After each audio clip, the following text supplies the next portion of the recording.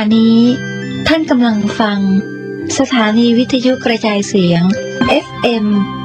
104.5 เมกะเฮิรตซ์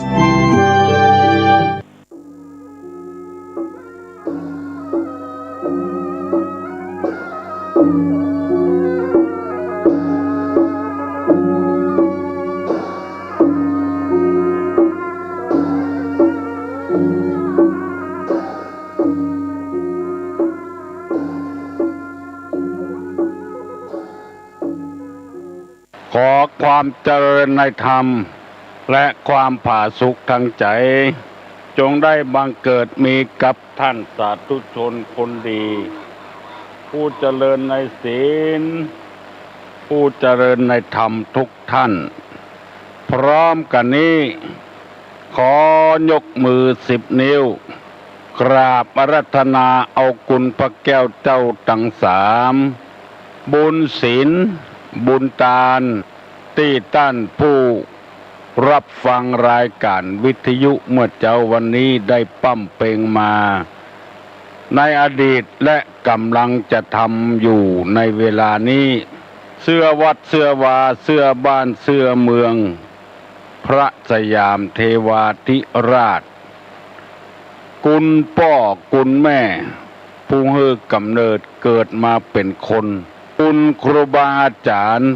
ผู้ประสิทธิ์ประสาทวิชาความรู้สิ่งศักดิ์สิทธิ์ทั้งหลายอันมีพระธาตุเจ้าดอยสุเทพพระธาตุเจ้าหริพุนชัยพระธาตุเจ้าลำปางหลวงพระธาตุเจ้าแจ้แห้ง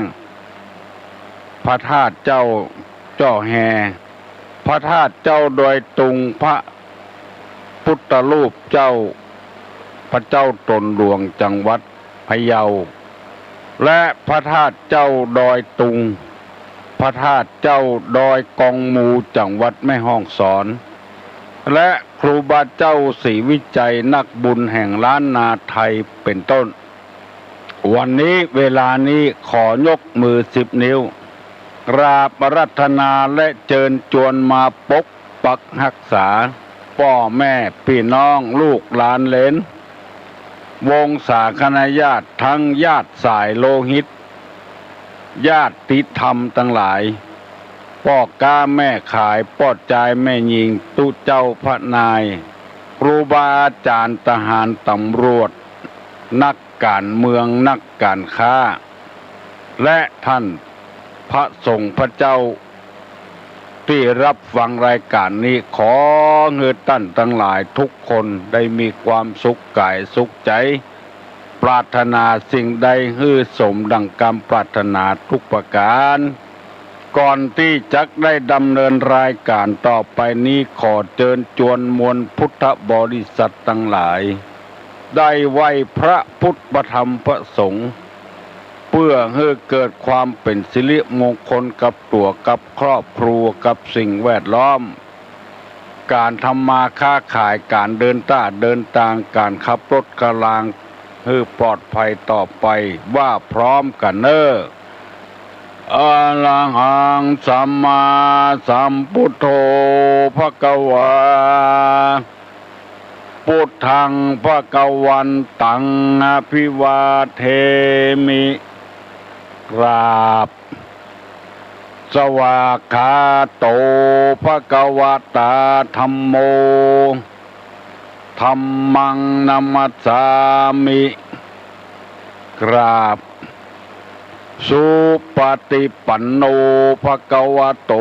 สาวกสังโฆสังฆังนะมามิกราบอันธรรมยังพุทธัสสะภะคะวะโตปุพพะภาคณะมะกะลังกะโลมาเสนะโมตัสสะภะคะวะโตอะระหะโตสัมมาสัมพุทธัสสะนะโมตัสสะภะคะวะโตอะระหะโตสัมมาสัมพุทธัสสะนะโมตัสสะภะคะวะโตอะระหะโตสัมมาสัมพุทธัสสะ พุทธังสรณังกัจฉามิธัมมังสรณังกัจฉามิสังฆังสรณังกัจฉามิตุติยัมปิพุทธังสรณังกัจฉามิตุติยัมปิธัมมังสรณังกัจฉามิ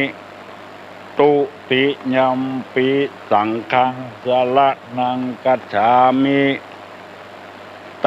ติยัมปิพุทธังสรณังกัจฉามิตติยัมปิธัมมังสรณังกัจฉามิต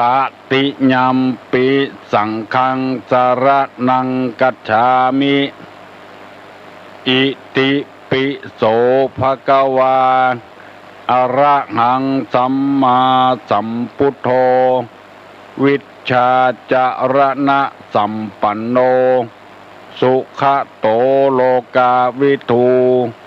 อนุตตโรปุริสะธัมมสาละถีสัทธาเทวะมนุษย์สานังพุทโธภควาติสวากขาโตภควตาธัมโมสันติทิโกอากาลิโกเอหิปัสสิโกโอปันญิโกปัจจัตตังเวทิตโพวินโยหิติสุปฏิปันโนภควโตสาวกสังโฆอุจุปฏิปันโนภควโตสาวกสังโฆญาญะปฏิปันโนภควโตสาวกสังโฆสามิจิปฏิปันโนภควโตสาวกสังโฆญาติตังจัตตาลิปุริสายุคานิอัฏฐะปุริสะปุคคลาเอสะภะคะวะโต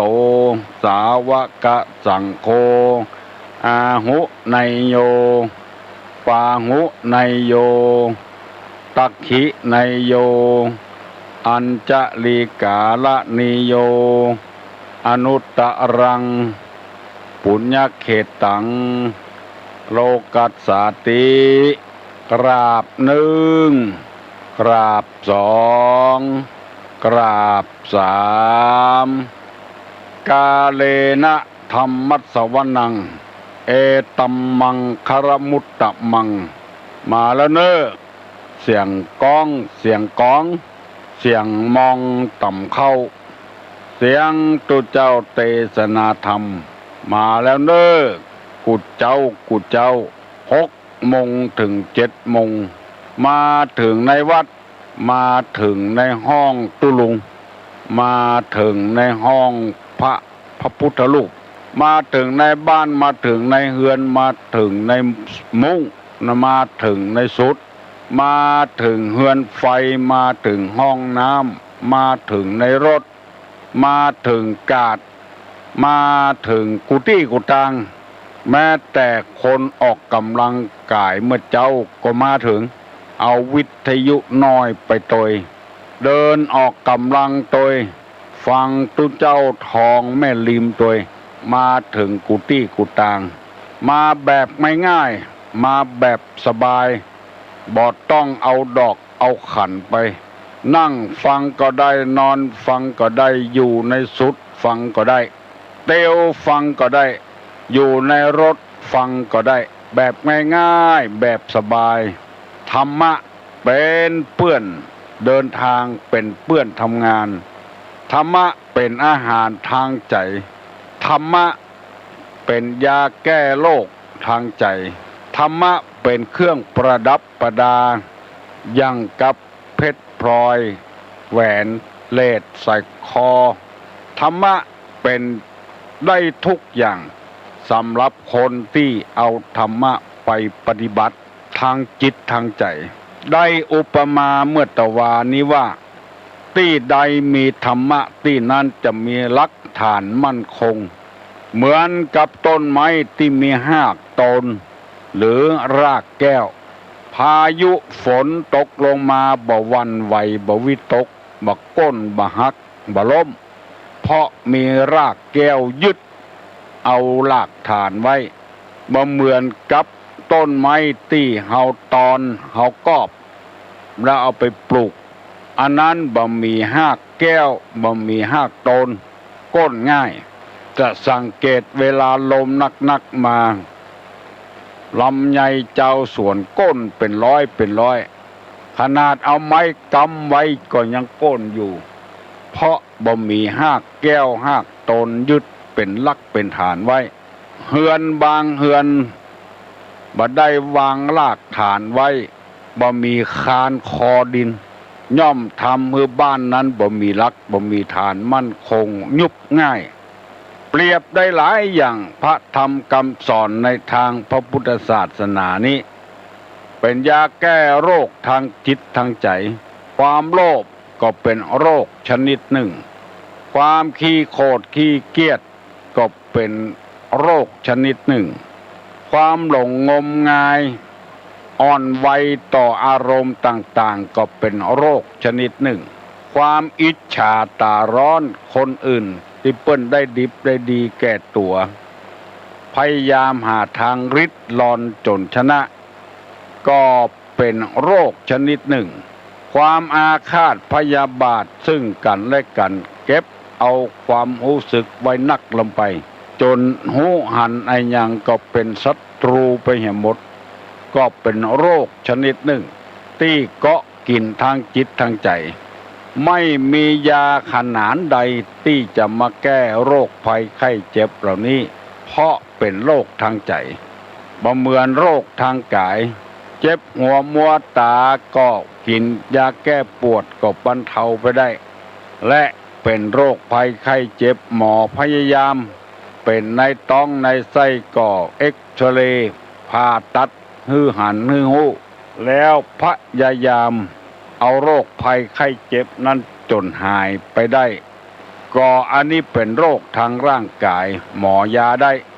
ถ้าโรคทางใจแล้วหมอที่ไหนมายาบ่ได้นอกจากหมอในทางพระพุทธศาสนาคือตัวแทนของพระพุทธเจ้าที่พระองค์เคยตรัสไว้ว่าพระธรรมกับพระวินัยจะเป็นศาสดาของท่านต่อไปเมื่อคนนั้นยึดเอาธรรมะในพระพุทธศาสนาพระธรรมคำสอนจะหูได้ก็เพราะการฟังจากผู้รู้ทั้งหลายมีท่านพระครูท่านมหาท่านด็อกเตอร์ท่านปลัดท่านสมุท่านใบดิกาออกทางวิทยุก็ดีเทศตามวัดตามวาก็ดีเต้าอั้นเป็นตัวแทนของพระพุทธเจ้าแล้วพระสงฆ์นำเอามาแสดงให้กันฟังนอกจากพระสงฆ์พระเจ้าจะแสดงจะเทศแล้วป้องออกแม่ออกอันเป็นน้อยเป็นหนานที่ปฏิบัติธรรมแล้วมั่นคงถาวรมีหากตนมีหากแก้วแล้วก็ควรจะเผยแพร่ช่วยกันอย่าไปวางไว้ใจกล้าตู้เจ้าอย่างเดียวตั้งนอกตั้งป้างเขาก็ช่วยกันเผยแพร่เพื่อให้เจ้าบ้านเจ้าจองมีหากตนคือยึดเอาธรรมะไว้เป็นหลักเป็นฐานถ้ามีหากตนแล้วดูสังเกตดูตำบ้านตำจองเป็นผัวก็ม่วนเป็นเมียก็ม่วนเป็นลูกก็ม่วนเป็นหัวหน้าคนก็ม่วนเป็นตุเจ้าพระนายก็ม่วนเป็นศรัทธาอุปถากวัดวาศาสนาก็ม่วนดูเฮาจะหันเวลานี้ศรัทธานาบุญทั้งหลายบ่กลัวเสียเงินเสียทองปากันไปตวยตุเจ้าทอดกฐินทอดพระป่าไปหั่นน้อยนี่น้อยเพื่อจะสะสมบุญกองไว้สุขโขปุญญัจจะอุจโยการสะสมแห่งบุญนำมาซึ่งความสุขในพระพุทธภาษิตกล่าวว่าอย่างนี้เป็นหน้าปลื้มปีติดีใจกับป้องออกแม่ออกพี่น้อง สาวเจ้าบ้านพอตื่นขึ้นมาเมื่อเจ้า6 โมงก็จวนกันเปิดวิทยุ FM 96วิทยุท้องถิ่นและจุดปฏิบัติการมูลนิธิบุญญาภรณ์วัดโสพนาราม FM 90.75และสถานีวิทยุต่างๆที่ได้ยินข่าวก็ถึงแม่แจ่มปุ่นแล้วก็ออกอากาศที่ตลาดบริบูรณ์นี่ก็มีที่เปิ้นมาแจ้งให้ฟังได้รีเลย์ถ่ายทอดจาก FM 96สถานีท้องถิ่นพระพุทธศาสนาและวัฒนธรรมเป็นที่น่าอนุโมทนากับวัดกับบ้านป้อหลวงบ้านกำนันที่มีเสียงตามสายเปิดวิทยุแล้วเอาออกอากาศให้พี่น้อง10 ชาวบ้านได้ฟังเกิดความรื่นเริงเพลิดเพลินในธรรมะเมื่อเจ้าลุกนื้อปอกออกแม่ออกลุกฟังธรรมะเอาเป็นอาหารทางใจสร้างหากตนสร้างหากแก้วไว้ในบ้านถ้าบ้านง่อนแง่นคอนแคนผัวก็บ่สร้างคุณธรรมเมียก็บ่สร้างคุณธรรมมันเหมือนกับลำไยที่กอบที่ตอนนั้นเอาไอ้หยังมากำก็จ้างถึงเวลามาแล้วลมใหญ่ลมหลวงมาปัดก้นมดบ่มีหลักฐานมั่นคงชีวิตของคนเฮานี่ยังอยู่ต่อไปอยู่บ่สุดบ่เสี่ยงเต้าอี้จะไปคิดสั้นโดยเอาธรรมะคำสั่งสอนในทางพระพุทธศาสนามาเป็นคติเตือนอกเตือนใจซึ่งเวลานี้ตุลงกำลังเอาเรื่องความล้มเหลวของชีวิต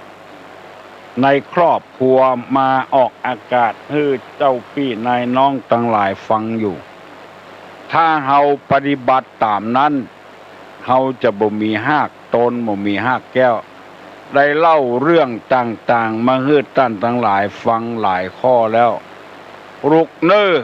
ตั้งอกตั้งใจฟังดีๆเพราะว่าชีวิตเฮานี้บ่อยู่เต้าอี้เฮายังจะเดินทางต่อไปแถมชาติไกลจะมีลูกจะมีหลานสืบตระกูลวงศาคณาญาติไปอยู่หรือแม้แต่พระสงฆ์พระเจ้าก็เช่นเดียวกันต้องฝากหากตนไว้ต้องมีอันอย่างยึดมั่น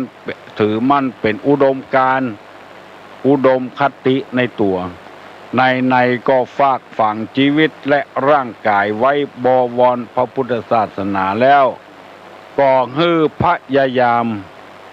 ทำชีวิตของเฮาให้เจริญรุ่งเรืองต่อไปอย่าไปให้มันกุดมันหุ้ยให้ทำเป็นต้นไม้ที่เอามาปลูกโดยธรรมชาติ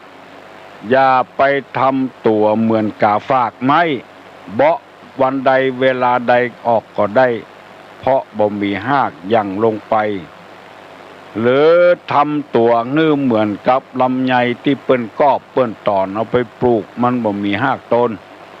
ทำงานที่ไหนก็จ้างรับจ้างเปิ้นก็จ้างเป็นเจ้าเป็นนายเปิ้นก็จ้างเป็นหัวหน้าคนก็จ้างเป็นลูกน้องคนก็จ้างคือพยายามมีหากแก้วหากตนมันจะเจริญรุ่งเรืองคำว่าหากแก้วหากตนนั้นก็คือฝากฝังธรรมะไว้หนักๆชีวิตจะได้เจริญรุ่งเรืองต่อไปวันนี้จะได้นำเอากรรมที่ว่าสาเหตุแห่งความล้มเหลวในชีวิตมาเล่าให้พี่น้องทั้งหลายฟังแถมต่อไปได้เล่ามาแล้วว่าชีวิตแห่งความล้มเหลวสาเหตุแห่งความล้มเหลวนั้นหนึ่งไม่เข้าใจผู้อื่นพยายามจะให้ตัวคนอื่นนะหู้ใจตัวเองอย่างเดียวบ่าพยายามทำความหู้ใจจิตใจของคนอื่นมันมักหยังมันชอบหยังชอบรางวัลกาชอบเจือใดกาบ่ชอบด่าชอบแจ้งบ่ชอบติชอบเตียนก็พยายามทำความเข้าใจกับคนคนนั้นผัวก็ตามเมียก็ตามลูกก็ตามพ่อแม่ก็ตามพ่อแม่สร้างสรรค์ลูกขึ้นมาด้วยลำบากนำแหง สร้างได้แต่ทางร่างกายแต่จิตใจสร้างบ่ได้บางทีลูกต่ำยอบเหลือพ่อเหลือแม่ก็มีฮะเหลือพ่อเหลือแม่ก็มีบางทีลูกเสมอพ่อเสมอแม่ก็มีบางทีลูกเป็นอภิชาตบุตรยิ่งใหญ่กว่าพ่อกว่าแม่ดูอย่างง่ายๆอย่างแชมป์โลกพ่อแม่ไม่ใช่เป็นนักมวยหรือเป็นนักมวยก็ตีตามงานวัดแต่ลูกเกิดมายิ่งกว่าพ่อกว่าแม่เป็นอภิชาตบุตรในที่นี้พุทธศาสนานี้บอกว่าพ่อแม่สร้างได้แก่ร่างกาย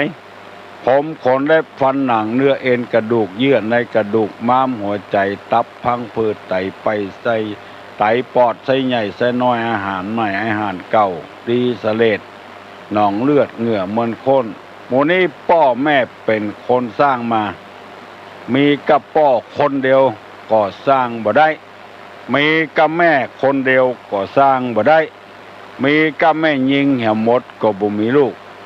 มีกับปอดใจเหี่ยหมดก็บ่มีลูกต้องมีตึงแม่ยิงปอดใจมีตึงปอดตึงแม่เพราะฉะนั้นได้กับร่างกายแต่จิตใจความรักบ่รักนี่อยู่ที่ภัยที่มันได้สร้างสะสมไว้แต่อดีตชาติข้อนี้เป็นข้อหนึ่งต้องทำความเข้าใจคนอื่นให้นักๆสองชีวิตที่ล้มเหลวเพราะไม่ประมาณการไม่ประมาณตนบ่รู้จักประมาณในตนเองว่ามีความรู้ต่อใดและคุณธรรมตระกูลวงศาคณาญาติเฮาเป็นเจือใดอันนี้บ่รู้ประมาณตนล้มเหลวกุลายสามไม่เดียงสาต่อการคือการงานบักหูเรื่องดอกการต่องานสามข้อที่สี่ไม่สำนึกผิดชอบห้าโลภโมโทสันเอาได้อย่างเดียวที่โลภพอหันเงินหน้าดำหันคำหน้าเศร้าบาหันแก่เพื่อนแก่ฝูงบาหันแก่พี่แก่น้อง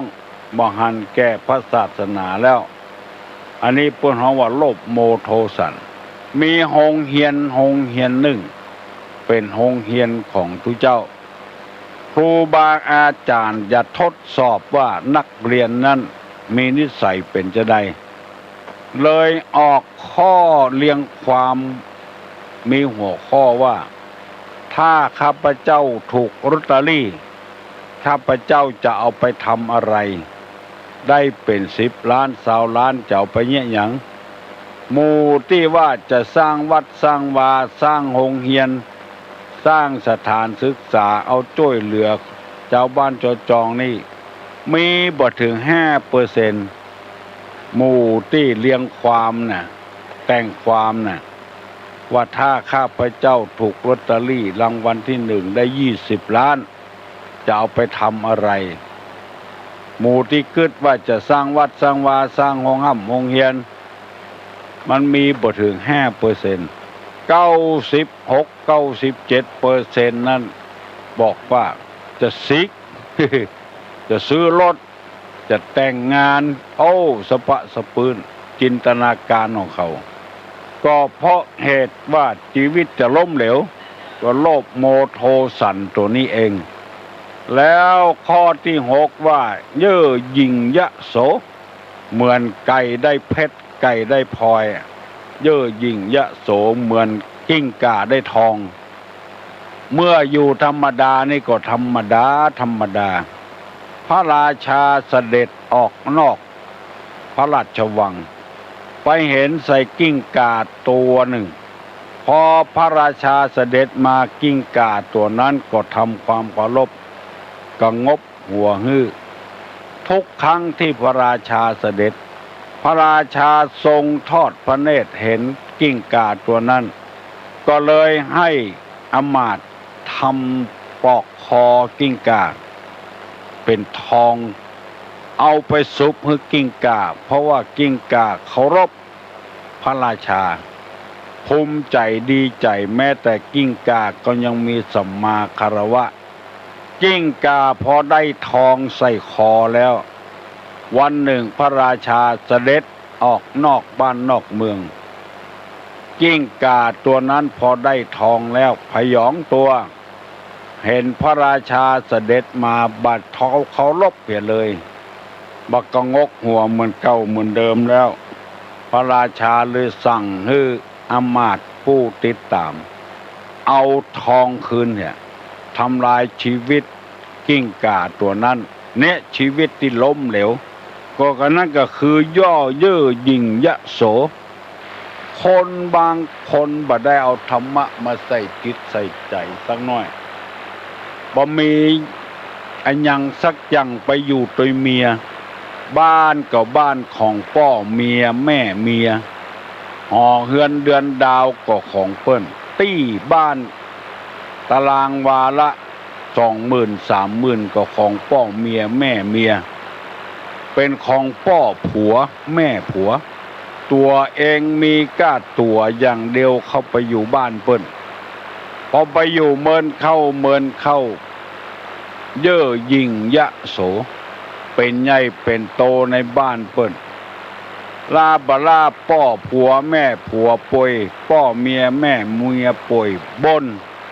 ว่าจะต้องดูแลใจใส่พ่อผัวแม่ผัวแม่เมียพ่อเมียเป็นภาระหนักบ่นอันนี้แหละคือตัวกิ้งก่าได้ทองแล้ว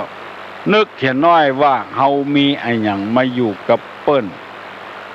ได้ห่อเฮือนเดือนดาวได้ที่อยู่ที่อาศัยแค่เนี้ยเฮาจะบ่บ่นบ่เดือดสักกรรมว่ามาเป็นภาระของเฮาตุลุงเคยสังเกตมีพระมีเณรมาอยู่ในวัดเนี้ยตอนมามีกระถงย่ามใบเดียวตอนที่จะออกวัดนี้ไปสั่งรถมาฮับ พัดลมวิทยุทีวีของแถมนอกนั้นพอจากนิวัดไปหายแซบหายซอยเป็นใหญ่เป็นโตบันเลวเขาวัดเขาวาเห็นแล้วแต่ตุลงนี่บอกว่าหยังสนับสนุนอยู่ไปโดนตุเจ้าตุนอื่นนี่บ่พอหน้าพอตาอยู่ในข้อเนี้ย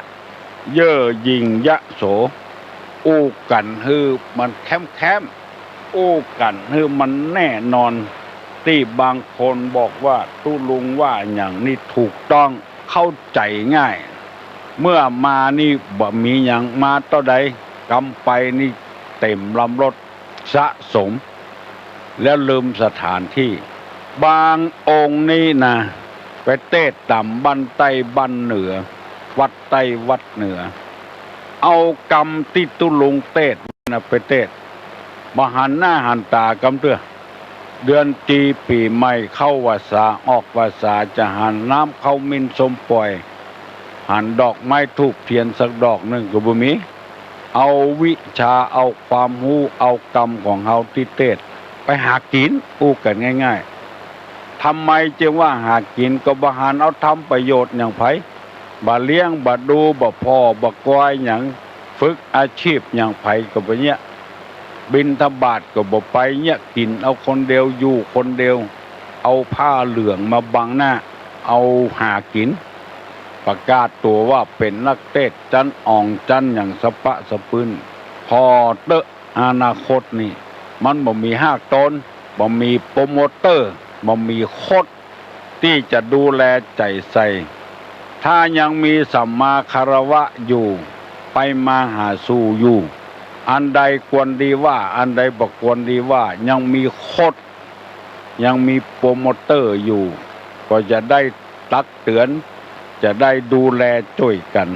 เป็นนักเทศน์ที่บ่มีสถาบันเย่อหยิ่งยโสเหมือนกิ้งก่าได้ทองไปแล้วพยองแล้ว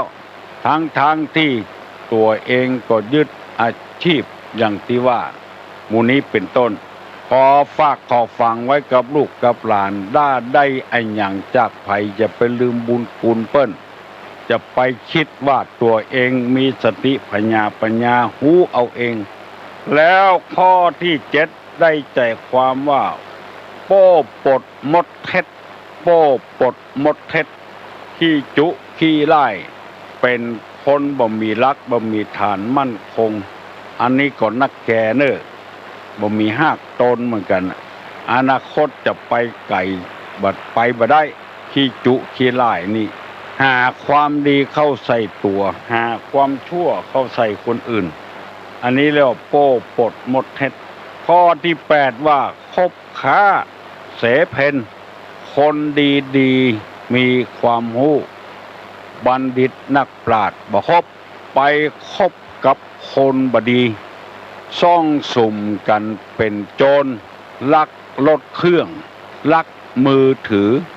ลักวิทยุลักของใจไม่สอยเจ้าบ้านไปคบกับคนกินเหล้าเมายาเล่นการพนันแอวเมื่อคืนเมื่อวันเปิ้นเอาไว้เนี่ยการเมื่อคืนเอาไว้พักผ่อนอันนี้เมื่อวันเอาไปหลับไปนอนเนี่ยบรรยากาศเอาเมื่อคืนไปโซะว่าหากินย่องเบาเป็นตินมาเป็นตินแมวชอบคนเชื้ออันนี้ก็บ่มีหากตนทำงานบ่เป็นหลักบ่เป็นฐานเปิ้นยับได้ยึดเอาของไว้ให้หมดย่างปลายบ่ปอดตัวทุกคอกด้วยแถมเอาชีวิตเพลิดเพลินในบ้านในจองเหลือน้อยเดียวเหลือกว่านั้นไปติดคอกติดตารางหนีหัวซุกหัวซนหัวซุกหัวซุนไปอยู่หั่นน้อยนี่น้อยไปอยู่กับไผ่ก็บ่ชอบเพราะว่าไปคบค้าเสเพนคบกับคนบดีคนดีบ่คบไปคบคนบดีเหมือนกับเฮียที่ตุลุงเคยเล่าให้ฟังมีเฮียฝูงหนึ่งเฮียนี้เป็นสัตว์ไฟล่ำเดียวกันคัดเดียวกันกับแลนเนี่ยกับตะกรวดเนี่ยกับจักกิมกับจักเข็บกับหมูเนี่ยจักเข้ไม่ใช่จักเข็บมันเป็นสัตว์ที่เลื้อยคลานมีแข้งมีขาเฮียนี่ก็เหมือนกับแลนเนี่ยเหมือนกันพอออกแม่ออกจากสังเกตเตื้อเขาไปหั่นเขาขายแลนมัดแขนแป้ความจริงบ่ใจแลนเอามาแกงมากินบ่หวานเหมือนแลนสัตว์จำพวกนี้ฮ้องว่าเฮียเอามาจากทางใต้ปุ่นแมงจำพวกนี้มันอยู่ต่ำชายทะเลอยู่ต่ำไม้โกงกลางยับเอามาแล้วเอาขึ้นเหือไปตังน้ำไม่คงแล้วเอาลงมาขายตั้งใต้แถมกำคนบ่เข้าใจนึกว่าเป็นแลนบ่ใจสีเหลืองๆไว้เวลาแกงขอโทษเนอะจามมันเป็นธรรมดาของคนเท่าละเฮียฝูงนี้อยู่ในโพรงไม้เจนปอดเจนแม่มาอยู่อย่างมีความสุขมีอาหารการกินสู้กันกินในโพรงไม้อยู่ต่อมามีเฮียตัวหนึ่งเกิดขึ้นมาหันว่าเฮียที่อยู่โพรงไม้นั่นบัดตันสมัยไปคบหาสมาคมกับสัตว์ข้างนอกที่บ่ใจขกูลเดียวกันเหมือนเข้าโพรงไม้มาเตื้องหมู่พ่อหมู่แม่หมู่พี่หมู่น้องกับปากันตักเตือนลูกเฮ้ยอย่าไปคบหาสมาคมกับสัตว์อื่นซึ่งบ่ใจเชื้อชาติของเฮามันก็โคตรไปมาไผว่าหยังก็บ่ได้เพราะไปได้รับข้อมูลที่ผิดพลาดจากทางนอกมาหาว่าโพงไม้เฮียหมู่เนี่ยบัดตันบ้านตันเมืองวันหนึ่งเฮียตัวน้อยนี่ก็ออกนอกโพรงไม้ไปเสาะหากินอยู่ตามลำพังมีนายพรานคนหนึ่งพร้อมกับหมาไปล่าสัตว์ไปหั่นใส่เฮียน้อยตัวนี้ก็จะลองหมานขึ้นนำไม้จะยิงคือมันตกตายลงมาจะเอาไปเป็นอาหารพอเฮียตัวน้อยนี่หั่นนายพรานจะยิงมันบอกว่านายพรานเอ๋ยถ้าฆ่าเนี่ยตายคนเดียวได้ยินได้กลิ่นตัวเดียวถ้านายพรานเชื่อข้าเนี่ยข้าจะไปปานายพรานไปปะใส่เฮียฝูงหนึ่งอยู่โพรงไม้นายพรานจะได้กินเฮียเป็นร้อยตัวเอาไปขายนายพรานว่าถ้าเป็นความจริงและจงพาเราไปดูเฮียฝูงนั้นแล้วนายเฮียตัวนั้นก็ลงมานำนายพรานไปพ่อเฮียแม่ที่อยู่ในโพรงไม้ นายพรานเป็นคนพรานอยู่แล้วมีความโลภเอาใบไม้เศษไม้ใบต่องใบแห้งเขายัดพงไม้ไฟเข้าเผาตายหมดเสี่ยงถึงโคตรนายพรานก็ค้นไปกินไปขายจนรวยพักหนึ่งเงินหมดไอ้อย่างหมดก็กำน้ำไม้กับหมาเซาะยิงสัตว์แถมไปปะใส่เหี้ยน้อยตัวนั้นจะยิงแถมเหี้ยตัวน้อยนี่บอกว่านายพรานท่านลืมบุญคุณเราแล้วหรือเราพาท่านไปพบใส่เหี้ย100 กว่าตัวต้านนายพรานปลอยมาพักหนึ่งทำไมจะมาฆ่าเราอีกนายพรานบอกว่าเฮาเป็นคนพรานคำว่าบุญคุณนี่จะไปอู้ถึงเลยเธอนั่นแหละเป็นคนลืมบุญคุณของพ่อของแม่ปาเฮาไปฆ่าพ่อฆ่าแม่ฆ่าพ่ออุ้ยแม่อุ้ยตายเสี่ยง100 กว่าตัวเธออย่าอยู่เลย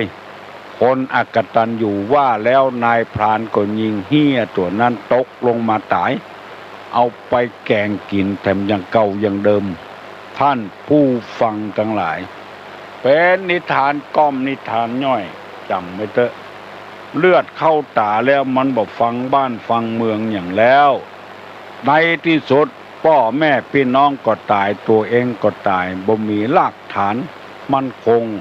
เพราะเหตุอะไรไปคบค้ากับสัตว์อื่นเสเพนพยายามคบคนดีเถอะที่เปิ้นทำมาก้าขายมันห่ำมันเฮียนเถอะเปิ้นปาไปเข้าโรงงานปองเฮียนเวลาว่างๆเข้าห้องสมุดไปค้นคว้าวิชาความรู้เวลาว่างๆทำมาก้าขายเถอะคนบดีขอเว้นจีเว้นจากจะไปคบหาสมาคมเอามีดเทียนไล่ฟันเปิ้น10 พี่น้อง10ชาวบ้านไล่บุบหลอดไฟโปะไฟเปิ้นจะไปเนี้ยเนอลูกเนอหลานเนอ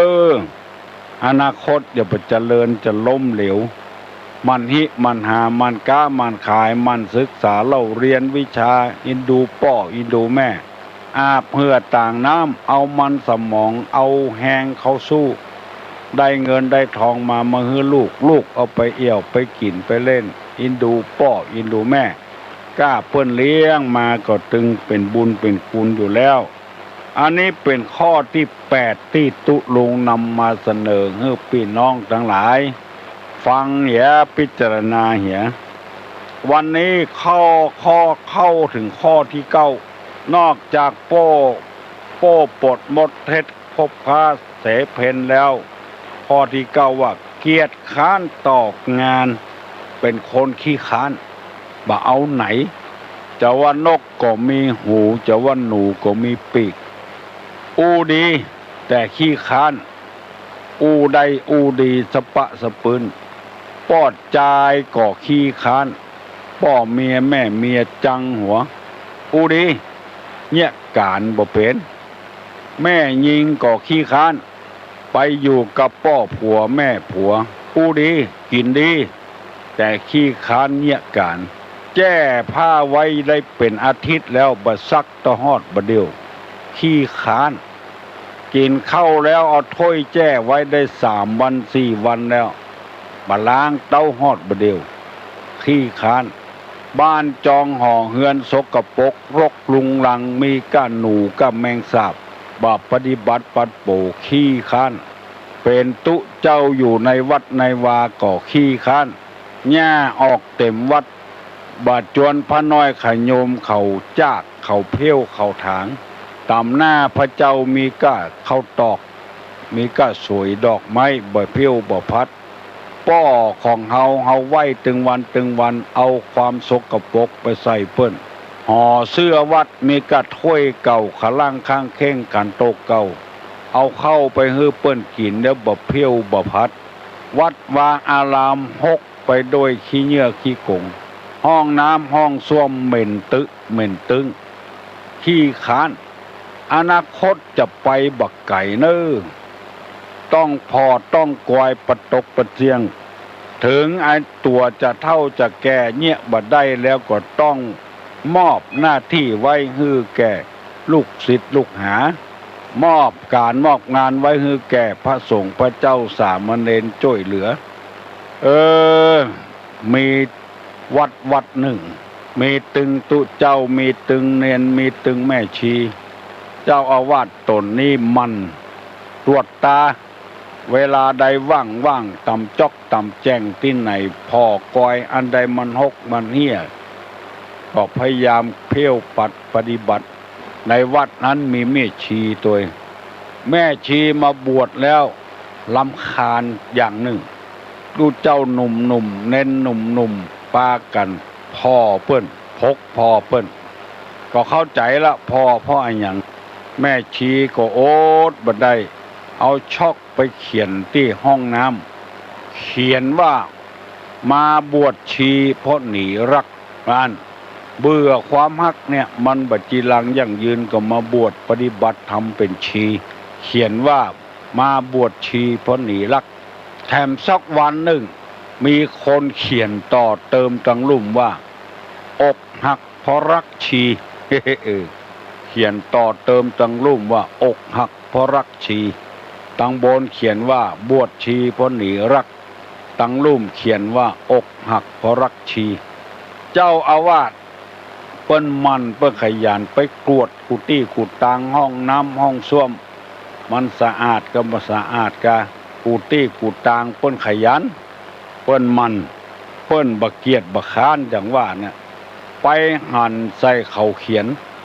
ติดฝาห้องน้ำว่าบวชชีเพราะหนีรักแถมกรรมว่าอกหักเพราะรักชี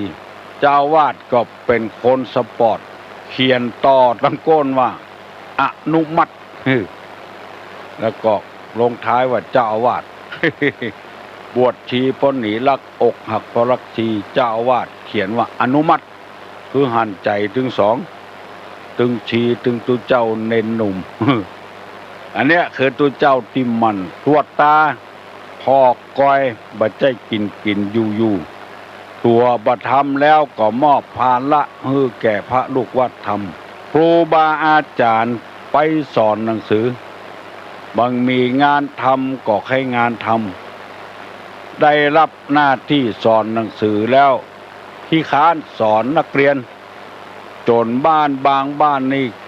เอาลูกไปเรียนโรงเรียนอื่นเพราะครูขี้ค้านสอนนักเรียน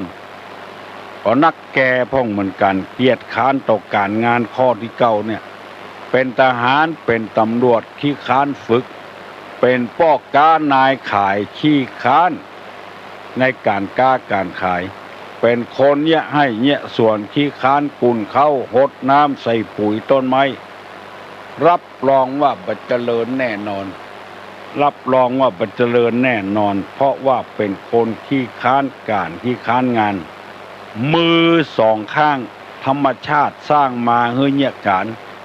ตีนสองข้างธรรมชาติสร้างมาเฮือเดินทางไปเนี่ยเวียกเนี่ยการไปเรียนหนังสือ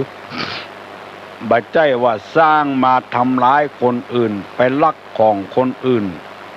ไปเล่นจู้ผัวเปิ้นเมียเปิ้นธรรมชาติบ่ได้สร้างอย่างนั้นสร้างมาเฮือเนี่ยเวียกเนี่ยการ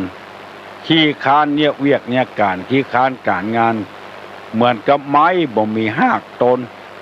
ลมพัดมากันเดียวก็โก้นละต้องเป็นคนมั่นคนขยันตามหน้าที่ของตนเองจะว่าไปว่ามาก็เป็นการอวดตัวเก่าบ่ได้ยกย่องตัวเก่าแจ้งบัดแจ้งมาก็ห้องเจ้าบ้านลุกนื้อฟังเทศฟังธรรมลุกมาเงียบเวียกเงียการเน้อบ่อู้ละเรื่องนี้กำเดียวจะจังตุรุงทำละเพราะเอามีหน้าที่ที่จะต้องทำในการนี้มันประกาศทำไปถึงวันคนก็จะได้นำเอาธรรมะไปปฏิบัติแต่ว่านี่มีครอบครัวหนึ่งอยู่ที่กรุงเทพเอารถไป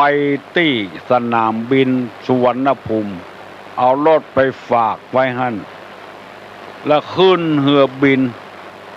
จากสุวรรณภูมิมาลงจังหวัดเชียงใหม่แล้วมุ่งหน้ามาสู่แม่ริมเข้ามาที่วัดถามได้ใจความว่าเอาเทปไปฟังเคยฟังวิทยุเคยฟังเทศในเทป มันเข้าทางเลยรู้สึกเป็นหนี้บุญคุณตุลุงใครมาหันใครมากราบมาไหว้มาถึงครอบครัว5-6 คนลูกนี่ก็จะไปเอี่ยวสวนโลกนอนเชียงใหม่หลายวันพ่องแล้วก็จะกลับไปบ้านอันดับแรกก็มุ่งหน้ามาสู่วัดโสพนารามก่อนตุลุงหันแล้วซึ้งอกซึ้งใจว่าครอบครัวมีชีวิตชีวาอยู่ได้ถึงวันเนี่ยเพราะไปฟังธรรมะในทางพระพุทธศาสนาที่ตุลุงนำมาเสนอฟังแล้วมันเข้าทางกันหมดตึงผัวตึงเมียแต่ก่อนนี่ละหองละแหงกันว่าเดี๋ยวนี้ครอบครัวมีความสุขเพราะได้ยึดเอาธรรมะในทางพุทธศาสนาจากพระสงฆ์พระเจ้าสถานที่ต่างๆมีตุลุงอยู่ในหลักเกณฑ์อยู่ตนหนึ่งดีอกดีใจตัวเพิ่นคบกันดีเพิ่นขยันมั่นเพียรพออยู่พอกินได้เอากล้องถ่ายรูปมาถ่ายรูปถึงครอบครัวเอาไว้เป็นพยานหลักฐานว่าได้มาไหว้มาสาได้ฟังธรรมขออนุโมทนาส่วนบุญส่วนกุศลด้วยอันนี้แหละพอออกไม่ออกฟังแล้วได้ผลบางท่านบางคนก็ยังบ่ได้ผลเตื้อเพราะฟังพ่องบ่ฟังพ่องฟังโดยรับโดยฟังโดยอู้กันโดยฟังแล้วบ่ได้เอามาใช้เหมือนเฮาเก็บผักบ่เอาไว้คนตี้คนต่างลูกเน้อก็ออกไม่ออกเน้อเวลาหมดไปเหี่ยพอดีเน้อขอยกมือ10 นิ้วอารัธนาสิ่งศักดิ์สิทธิ์ทั้งหลายปกปักรักษาคุ้มครองให้อยู่ดีมีสุขเหมือนกันผู้คนเน้อสัพพิติโยวิวัตจันตุสัพพะโรโควินาศตุมาเตภวะตวันตะลาโยสุขีติคายุโกภวะอภิวาทนะสีวิสนิจังอุทธาปัจจายโนจัตตาโลธรรมาวัฏันติอายุวันโนสุขังปะลัง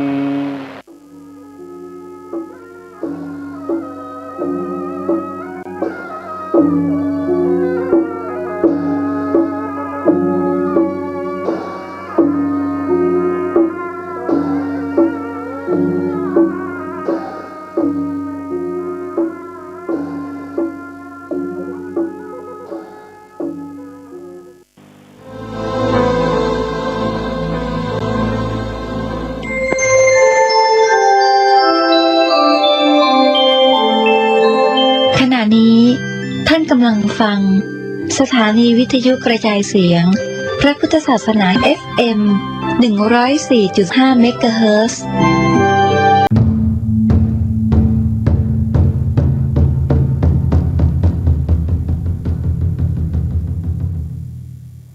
วัดเจ็ดยอดพระอารามหลวงขอเชิญร่วมบุญใหญ่ครั้งประวัติศาสตร์กับการบูรณะโบราณสถานที่มีอายุเก่าแก่กว่า500 ปีเป็นวัดที่พระเจ้าติโลกราชกษัตริย์ล้านนาแห่งราชวงศ์มังรายทรงสร้างขึ้นและยังเป็นสถานที่สำคัญในการทำสังคายนาพระไตรปิฎกครั้งที่8ของโลกซึ่งการบูรณะในครั้งนี้วัดเจ็ดยอดพระอารามหลวงร่วมกับสำนักศิลปากรที่7เชียงใหม่กรมศิลปากรได้จัดให้มีการบูรณะโบราณสถานทั่วบริเวณวัดกว่า9จุด12รายการจึงขอเชิญชวนพุทธศาสนิกชนผู้มีจิตศรัทธาทุกท่านมาร่วมบุญใหญ่ครั้งประวัติศาสตร์ซึ่งโอกาสบุญในครั้งนี้500 ปีจะมีเพียงครั้งเดียวโดยสามารถร่วมบุญได้ที่บัญชีวัดเจ็ดยอดพระอารามหลวงเพื่อการบูรณะโบราณสถานเลขที่บัญชี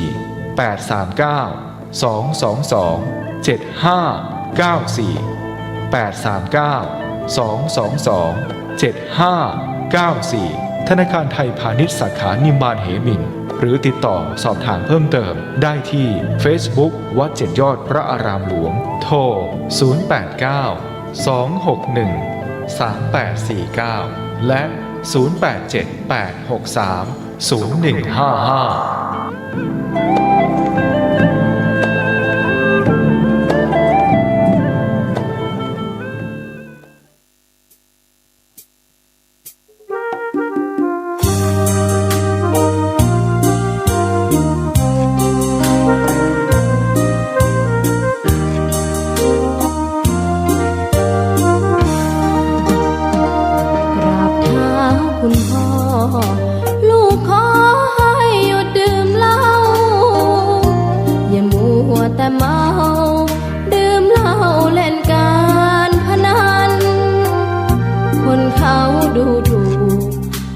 พ่อขี้เกียจทำงานชาวบ้านรังเกียจเดียฉันต่างประจานคุณพ่อสิ้นดีสงสารคุณแม่ลำบากแท้หาเงินมาให้ได้มาเท่าใดพ่อใช้จนหมดไม่มีขัดสนจนยากลำบากคนแค้นเต็มทีอนาคตของลูกริบหรีความหวังที่มีมืดมนพ่อดื่มสุราเหมือนกินน้ำตาของแม่พ่อจ๋าฐานะเราแย่หากไม่แก้ความจนแม่เตือนพ่อด่าตบตีแม่เสียจนชอกช้ำระกำมองมนซ้ำถูกคนเขานินทากราบเท้าคุณพ่อลูกขอให้หยุดดื่มเหล้าหากมัวแต่เมา